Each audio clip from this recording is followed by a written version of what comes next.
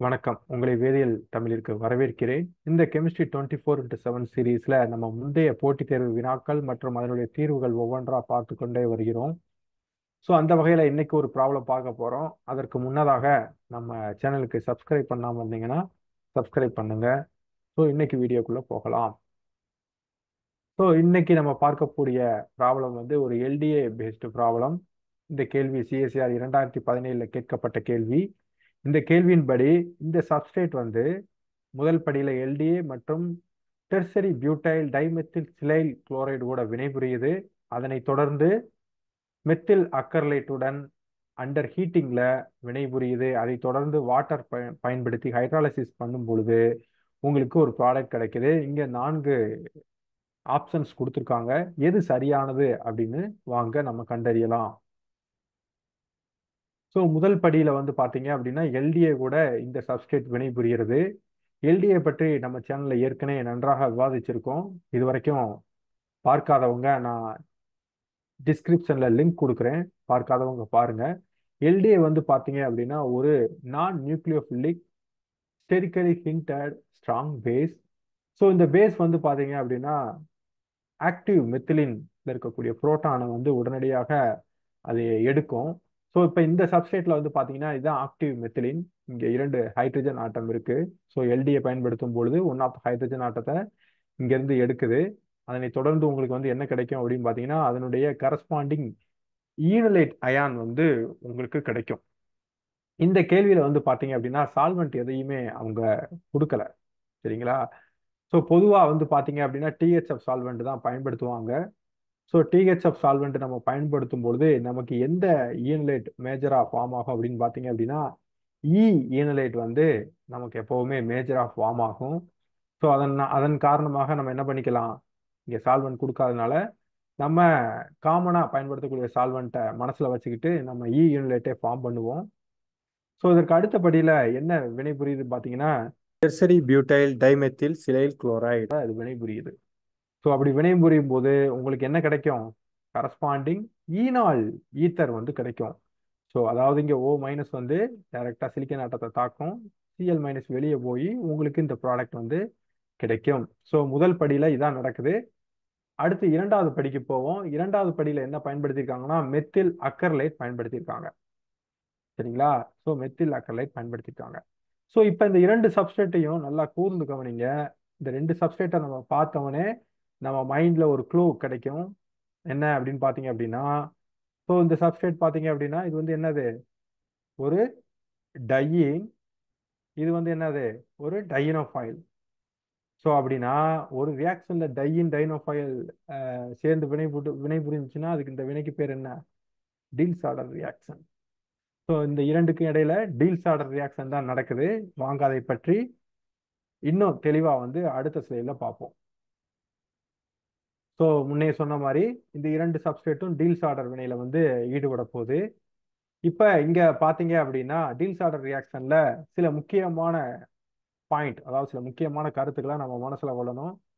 முதல்ல வந்து பாத்தீங்க அப்படின்னா ஒரு வினை வந்து normal electron demand Diels Alder ரியாக்ஷனா இல்ல inverse electron demand Diels Alder ரியாக்ஷனா அப்படின்னு பார்க்கணும். இதான் ஃபர்ஸ்ட். ஸோ முதல்ல இங்க பாக்குறப்ப வந்து பாத்தீங்க அப்படின்னா டையின் டையின்ல வந்து ஒரு எலக்ட்ரான் ரிச் பார்ட் வந்து அட்டாச் ஆயிருக்கு, சரிங்களா? இங்க டைனோஃபைல் வந்து பாத்தீங்க அப்படின்னா ஒரு எலக்ட்ரான் விட்ராயிங் குரூப் இருக்கு. அப்ப இந்த டீல்ஸ் ஆர்டர் ரியாக்ஷன் வந்து எந்த வகையில வரும் அப்படின்னு பாத்தீங்கன்னா normal electron demand Diels Alder ரியாக்ஷன்ல வரும். இது அப்படியே இது ரிவர்ஸ் ஆயிருந்துச்சு அப்படின்னா, எடுத்துக்காட்டா பாத்தீங்க அப்படின்னா உங்களுக்கு ஒரு எலக்ட்ரான் விட்ராயிங் குரூப் அட்டாச் ஆன ஒரு டையினும் எலக்ட்ரான் ரிச் ஒரு டைனோஃபைலும் வினைபுரிஞ்சிச்சு அப்படின்னா அதுக்கு பேரு inverse electron demand Diels order reaction அப்படின்னு பேரு. ஸோ முதல்ல நம்ம பார்க்க வேண்டியது இது. ஸோ இதுல பார்த்தோம் அப்படின்னா நம்மது வந்து எதுல வருது, normal electron demand Diels Alder ரியாக்ஷன்ல வருது. இது ஃபர்ஸ்ட் பாயிண்ட். செகண்ட் நம்ம பார்க்க வேண்டியது என்ன அப்படின்னு பார்த்தீங்கன்னா ரீஜியோ கெமிஸ்ட்ரி வந்து பார்க்கணும், சரிங்களா? ஸோ இப்போ இந்த டைனோஃபைல் வந்து பார்த்தீங்க அப்படின்னா 2 வகையில வினைபுரியலாம். ஸோ இந்த இதுல நீங்க முக்கியமா தெரிஞ்சுக்க வேண்டியது ஒரு பிரின்சிபல் இருக்கு. அந்த பிரின்சிபலை மட்டும் நீங்க ஞாபகம் வச்சுக்கோங்க. அதுக்கு பேரு ஆர்த்தோ பாரா ரூல் அப்படின்னு பேரு. இந்த ஆர்த்தோ பாரா ரூல் படி முதல்ல இது C1. இந்த பொசிஷன் வந்து பாத்தீங்கன்னா C1. இந்த பொசிஷன் பேரு C2. உங்களுக்கு C1ல ஒரு எலக்ட்ரான் ரிச் சப்ஸ்டியூயன்ட் இருந்துச்சு அப்படின்னா உங்களுக்கு எப்பவுமே என்ன ப்ராடக்ட் கிடைக்கும் அப்படின்னா ஆர்த்தோ ப்ராடக்ட் வந்து கிடைக்கும். இதே இது இந்த எலக்ட்ரான் ரிச் சப்ஸ்டியூயன்ட் உங்களுக்கு C2 பொசிஷன்ல இருந்துச்சு அப்படின்னா உங்களுக்கு பாரா ப்ராடக்ட் வந்து கிடைக்கும். ஸோ இதுதான் வந்து பாத்தீங்கன்னா ஆர்த்தோ பாரா ரூல். சரிங்களா? ஸோ இங்க நமக்கு வந்து பாத்தீங்கன்னா C1 நிலையில வந்து சப்ஸ்டியூயன்ட் இருக்கு. அப்ப நமக்கு என்ன கிடைக்கும் அப்படின்னா உங்களுக்கு ஆர்த்தோ ப்ராடக்ட் தான் கிடைக்கும். இது ரீஜியோ கெமிஸ்ட்ரி. சரிங்களா? மூன்றாவதா நம்ம பார்க்க வேண்டியது இந்த டீல்ஸ் ஆர்டர் ரியாக்ஷன் வந்து பாத்தீங்கன்னா கன்சர்டட் ஃபேஷன்ல தான் நடக்கும். அதாவது பாண்ட் ஃபார்மிங் பாண்ட் பிரேக்கிங் சைமல்டேனியஸா நடக்கும். சரிங்களா? அதற்கு அடுத்து முக்கியமா நம்ம பார்க்க வேண்டியது டயஸ்டீரியோ செலக்டிவிட்டி. ஸோ பெரும்பாலான எல்லா டீல்ஸ் ஆர்டர் ரியாக்ஷனும் வந்து பாத்தீங்கன்னா எண்டோ செலக்டிவிட்டியை தான் ப்ரிஃபரன்ஷியலா ஃபாலோ பண்ணும். இதுக்கு எண்டோ ரூல் அப்படின்னு பேரு. ஆனா சில வேளைகள்ல நமக்கு எக்ஸோ ப்ராடக்ட்டும் கிடைக்கலாம். அது எப்ப அப்படின்னு பாத்தீங்கன்னா அதோடைய ஸ்ட்ரக்சரல் ஆர் சப்ஸ்ட்ரேட் ரெக்குயர்மெண்ட்னால. இன்னும் சொல்ல போனோம் அப்படின்னா சில இன்ட்ராமாலிகுலர் டீல்ஸ் ஆர்டர் ரியாக்ஷன் வந்து பாத்தீங்க அப்படின்னா கன்ஃபர்மேஷனல் மற்றும் ஸ்ட்ரக்சரல் ஃபீச்சர்ஸ்னால சில வேளைகள்ல எக்ஸோ ப்ராடக்ட் வந்து நமக்கு மேஜரா கிடைக்குது. பட் பிரின்சிபலா பார்த்தோம் அப்படின்னா எண்டோ ப்ராடக்ட் தான் மேஜரா கிடைக்கும். அதற்கு என்ன காரணம் அப்படின்னு நம்ம பார்த்தோம் அப்படின்னா அங்க வந்து என்ன முக்கியமா ப்ளே பண்ணுது அப்படின்னா செகண்டரி ஆர்பிட்டால் இன்ட்ராக்ஷன் அப்படின்னு பேரு. இந்த செகண்டரி ஆர்பிட்டால் இன்ட்ராக்ஷன் மூலமாக அல்லது அதன் காரணமாக நமக்கு எண்டோ ப்ராடக்ட் வந்து மேஜரா கிடைக்குது. ஸோ இதுதான் முக்கியமான points in deals order reaction. So இந்த எண்டோ ப்ராடக்ட் வந்து பார்த்தீங்கன்னா கைனட்டிக்கலி ஸ்டேபிள் ப்ராடக்ட். அதே வேளையில் எக்ஸோ ப்ராடக்ட் வந்து தெர்மோடைனாமிக்கலி ஸ்டேபிள் ப்ராடக்ட். சரி, நம்ம இந்த சப்ஸ்ட்ரேட்டுக்கு வருவோம். இது ஒரு டைனோஃபைல். ஸோ இதை வந்து நம்ம இந்த மாதிரி எழுதிக்கலாம், இந்த வடிவத்தில் மாற்றிக்கலாம். இப்போ என்ன நடக்குதுன்னா கன்சர்டட் ரியாக்ஷன் வந்து நடக்குது. எப்படின்னு பாருங்க. ஸோ இங்க இருக்கக்கூடிய எலக்ட்ரான்கள் இங்க வந்து புதிதாக ஒரு பாண்ட் ஃபார்ம் ஆகுது. இந்த எலக்ட்ரான்கள் இங்க வந்து இங்க ஒரு புதிதாக ஒரு பாண்ட் ஃபார்ம் ஆகுது. இது இங்க போயிருது. ஸோ நம்ம முன்னையே சொன்ன மாதிரி நமக்கு என்ன இதுல கிடைக்கும் அப்படின்னா எண்டோ ப்ராடக்ட் வந்து மேஜரா கிடைக்கும். அதே வேளையில நமக்கு C1 சப்ஸ்டியன்ட், அதாவது C1ல வந்து சப்ஸ்டியன்ட் இருக்கனால நமக்கு ஆர்த்தோ ப்ராடக்ட் வந்து மேஜரா வந்து நமக்கு கிடைக்கும். ஸோ நமக்கு இந்த மாதிரி ஆர்த்தோ ப்ராடக்ட் வந்து மேஜரா கிடைச்சிருச்சு. ஸோ அடுத்து நம்ம பார்க்க வேண்டியது டயஸ்ட்ரியோ செலக்டிவிட்டி. சரிங்களா? நமக்கு வந்து டயஸ்ட்ரியோ செலக்டிவா வந்து ப்ராடக்ட் வந்து நமக்கு உருவாகும். அதுவும் நம்ம முன்னாடியே சொல்லிட்டோம், நமக்கு எண்டோ செலக்டிவ் ப்ராடக்ட் தான் உருவாகும் அப்படின்னு சொல்லிட்டோம். சரிங்களா? ஸோ அதன்படி பார்க்குறப்ப நமக்கு எந்த ப்ராடக்ட் வரும் அப்படின்னா இந்த ப்ராடக்ட் வரும். ஸோ இங்கே நம்ம என்ன மென்ஷன் பண்ணியிருக்கோம் அப்படின்னா ரிலேட்டிவ் ஸ்டீரியோ கெமிஸ்ட்ரி மென்ஷன் பண்ணியிருக்கோம், நாட் அப்சல்யூட் ஸ்டீரியோ கெமிஸ்ட்ரி. சரிங்களா? ரிலேட்டிவ் ஸ்டீரியோ கெமிஸ்ட்ரினா என்ன அப்படின்னு பார்த்தீங்க அப்படின்னா இந்த இதுல வந்து பாத்தீங்கன்னா மிக்சர் ஆஃப் எனன்சியோமர்ஸ் இருக்கலாம். ஏன்னா நம்ம இங்க எந்த விதமான கைரல் சோர்ஸ் எதையும் நம்ம பயன்படுத்தல. அப்படிங்கிறப்போ நமக்கு என்ன கிடைக்கும்?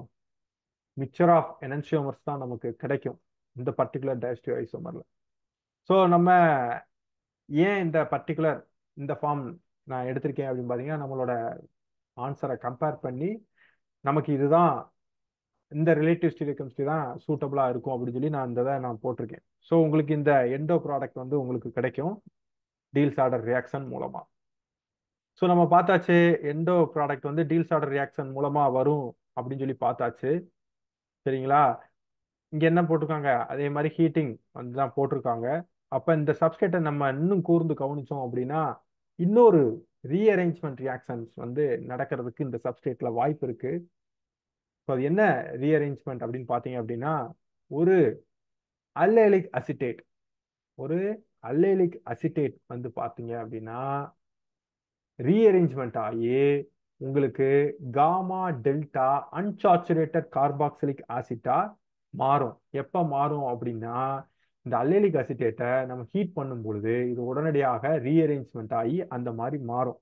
ஸோ இது எப்படி அல்லேலிக் அசிட்டேட் அப்படின்னு சொல்றோம் அப்படின்னா ஜஸ்ட் இந்த லைட்டா நீங்க இமேஜின் பண்ணிக்கோங்க. ஸோ இங்க வந்து ஒரு அல்லேலிக் அல்கஹால் பார்ட் இருக்கு. இதை தொடர்ந்து ஒரு அசிட்டேட் பார்ட் வந்து இருக்கு.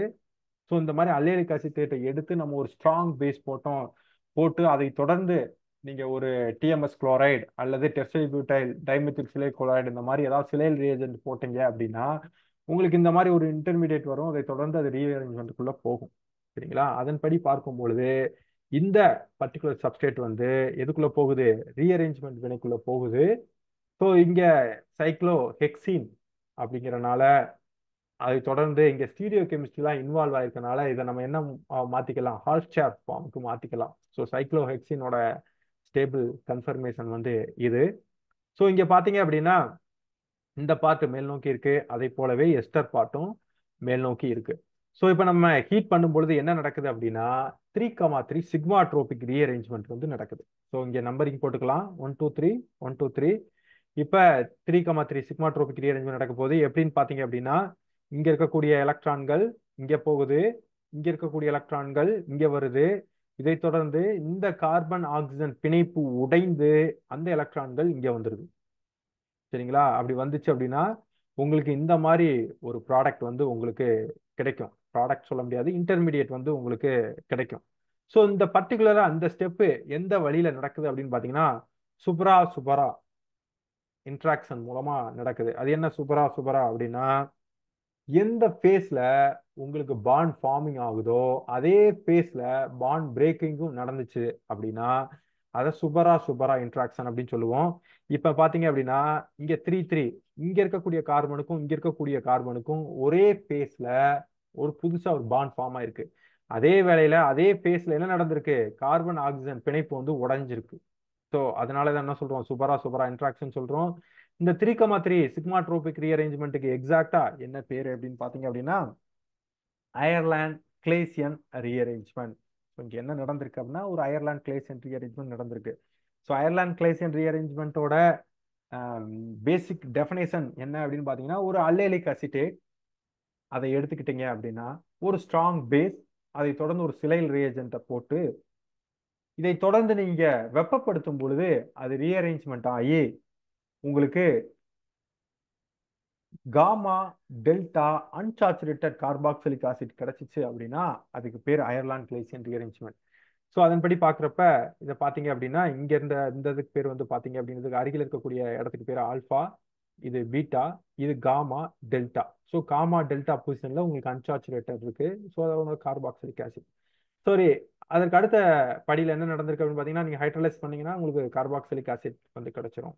ஸோ இந்த வினைக்கு பேரு அயர்லாந்து கிளேசியன் ரீஅரேஞ்ச்மெண்ட். ஸோ இந்த வகையில வந்து பார்த்தோம் அப்படின்னா இந்த வினையில என்னென்ன கான்செப்ட்லாம் இன்வால்வ் ஆயிருக்கு அப்படின்னு பார்த்தீங்கன்னா எல்டிஏ கான்செப்ட் இன்வால்வ் ஆயிருக்கு, சிலைலீனால் ஈத்தர் உருவாகுவது இன்வால்வ் ஆயிருக்கு, டீல்ஸ் ஆர்டர் ரியாக்ஷன் இன்வால்வ் ஆயிருக்கு, அதை தொடர்ந்து அயர்லாந்து கிளேசியன் ரீஅரேஞ்ச்மெண்ட் வந்து இன்வால்வ் ஆயிருக்கு. ஸோ ஆக மொத்தம் 4 விதமான வினைகள் ஒரே வினையில வந்து இன்வால்வ் ஆகி ஒரே கேள்வியில உள்ளடக்கி இருக்கு. சரிங்களா? ஸோ நம்ம விவாதிச்சபடி பார்த்தோம் அப்படின்னா இங்க எந்த ஆப்ஷன் வந்து சரியானதாக இருக்கும் அப்படின்னு பார்த்தீங்க அப்படின்னா இந்த ஆப்ஷன் தான் சரியானதாக இருக்கும். ஸோ இங்க இருக்கக்கூடிய ஸ்டீரியோ கெமிஸ்ட்ரி நான் குறிப்பா சொல்லணும்.